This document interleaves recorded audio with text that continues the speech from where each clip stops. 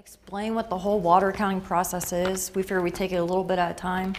And before we even get to accounting, the whole thing starts out with the projection tool, and it's something that Leonard Rice has created for us. And it's a massive Excel workbook, not even just a spreadsheet, a workbook. And what it tells us is what we pump today, that we'll be able to replace all those depletions within the next 7 years with all of our supplies, whether they're reservoirs or leases, recharge, everything like that. So that's the first thing, is when we set our quota, and then the accounting is all based from that. And the accounting has changed over the years. I've only been here for over a year now, but back when Tom and Randy used to do the accounting, it was only 85 lines in Excel, that's it.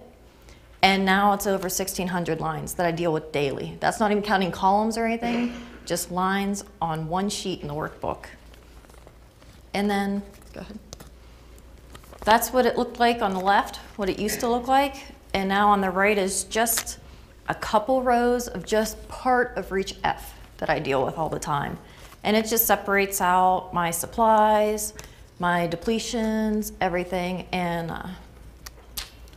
also in here are bypasses, anything you could imagine that's on the river that I'll encounter as the stream goes down, that's all reflected in my accounting.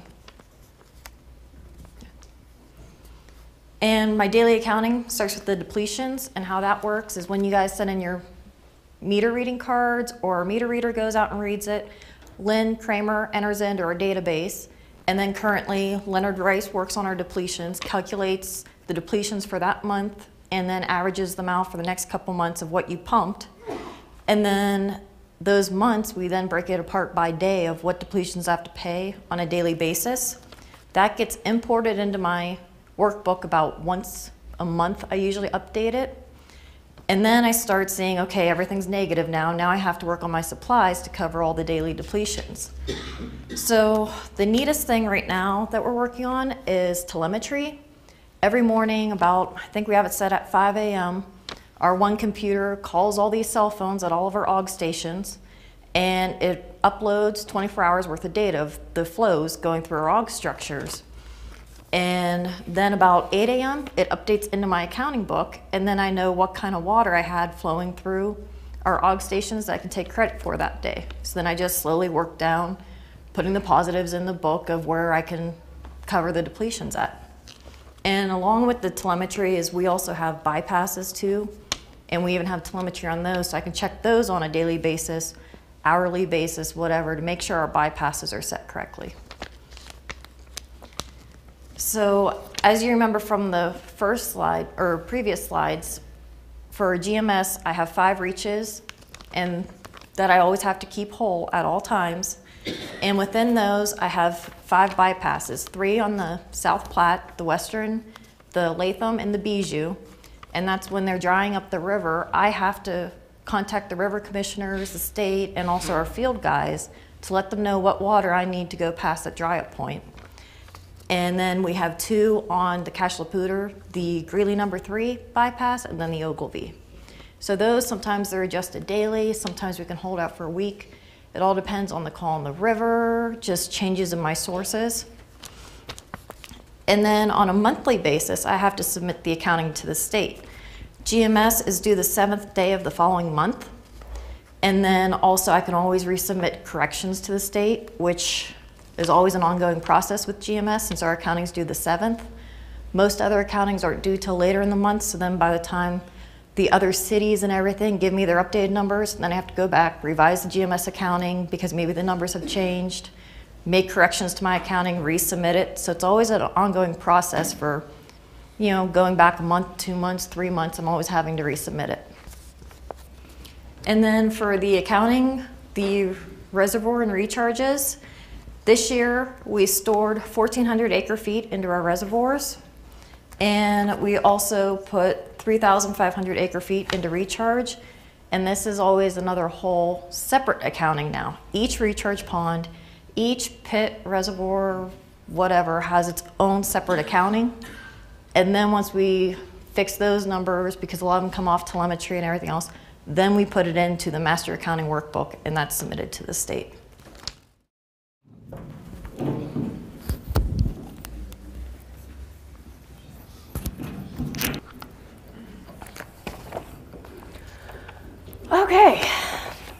So what we're looking at here is a simplified cash flow, a 5-year cash flow. There's several funds within the GMS district. We have the operating fund, we have the enterprise fund, we have capital projects fund, and we also have a debt service fund. So what we're looking at today is the enterprise fund, which is basically the fund that takes care of the augmentation plan.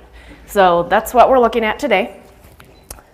We will start by going through, you can see on the top line, we don't have the years in here, but the first column right there is 2008, 2009, 10, as we're projecting out. So in this fund, we have property taxes that are coming in.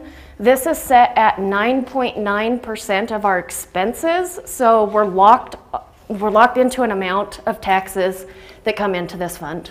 The next column is the assessment line. You can see that assessments in 2008 were lower. They were about $10 an acre foot. And then in 2009, that number goes up. They jumped up to about $14 an acre foot. But you can see in our projection that we're planning to keep this consistent, that this fund can maintain a positive balance by keeping that assessment rate. The next line, other, that is made up of sale of assets, earnings on investments, and any miscellaneous revenues that we would get. So that's not a huge contributor to this fund. And then the last line is transfers in. We had transfers into this fund to get it started, but that's not something that we're planning on continuing. So you don't see any more transfers in future years. And then we can go back down to the expense column down on the bottom.